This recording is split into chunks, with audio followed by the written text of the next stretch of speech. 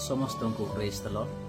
प्रिय प्रभुंकर लोक मैंने आसतु आज ध्यान निमंते आम गोटे पवित्र धर्मशास्त्र आम गोटे अंश आम पाठ करवा जाकब 1:22 पदरे लिखा जाइए, किंतु श्रोता मात्र हुई आपण मानकु प्रवंचना न करी वाक्यर कर्मकारी हुओ।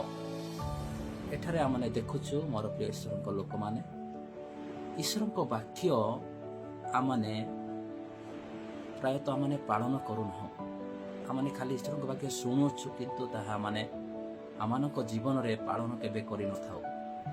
ईश्वर वाक्य खाली शुणिले हबो नै, ईश्वर वाक्य मध्य आमानक जीवन रे पालन करबा आवश्यकता रहिछि। कारण ईश्वर वाक्य आमानक आशीर्वादर आरंभ होता है। जितेबाला आम ईश्वर वाक्य मैंने शुणी था से परमेश्वर आशीर्वाद आम जीवन में आरंभ होता है। कारण परमेश्वर वाक्य आम आलोक दे थाए, आम सत्यर पथ देखाई थाए। तेणु ए ईश्वर वाक्य आम प्राय समय केवल शुणी था किंतु ताहा केबे मध्य पालन कर न था। मोर प्रिय प्रभुंकर लोक माने आमने रोमियो 10:17 पदर मत लिखा जाए, वाक्य शुणिले कौन हम आमर विश्वास बढ़ी जाए। जिते आम ईश्वर वाक्य शुणुचु से आमर विश्वास धीरे धीरे बढ़ी जाए। वाक्य पालन करने आशीर्वाद द्वारा अटे। जड़े व्यक्ति पालन करे किंतु तांको जीवन कि प्रकार दृढ़ भाव भित्ति उपरे निर्मित एक गृह सदृश। तेणुक ईश्वर वाक्य को आज आम केते गुरुत्व दौचु। अनेक लोक आम चर्च रे बसिला बेले माने शुणी था जाई था किंतु परवर्ती समय से वाक्य आम जीवन में केबे मध्य कार्य कर न था। गोटे उदाहरण गोटे छोट विषय मुझे आपको कहना चाहे।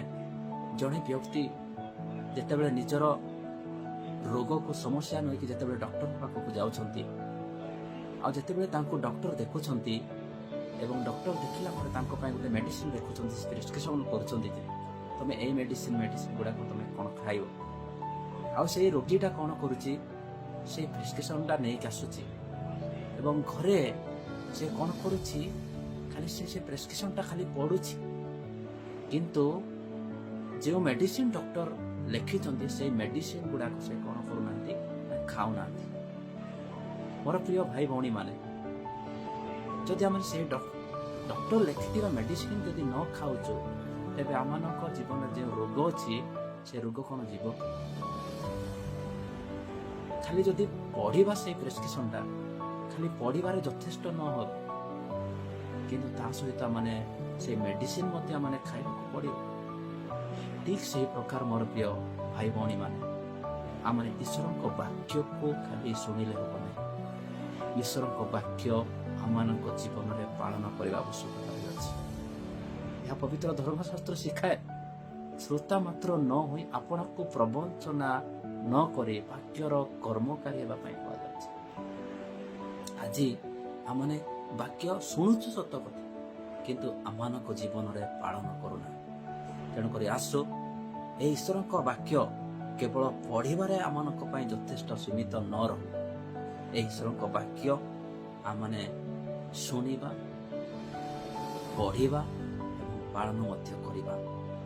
केवल जे व्यक्ति जे कि जड़े रोगी से प्रेस्क्रिप्शन खाली पढ़िले हब ना किंबा शुणिले हब ना, जेपरि औषध खाइबा पड़े सुस्थता निमंते ठीक से प्रकार ईश्वर वाक्य आम ग्रहण कर पालन करने आवश्यकता अच्छी। तेबे जदि आम पालन करुचु प्रभु आम आशीर्वाद करेंगे, जीवन परिवर्तन हो, आमर एंटायर लाइफ आमर सब विषय परिवर्तन हो। तेणुक आसो आमने ईश्वर वाक्य शुणा पालन करवा एवं प्रभुंकर आशीर्वाद पात्र होगा। प्रभु प्रत्येक आशीर्वाद करंतु। धन्यवाद।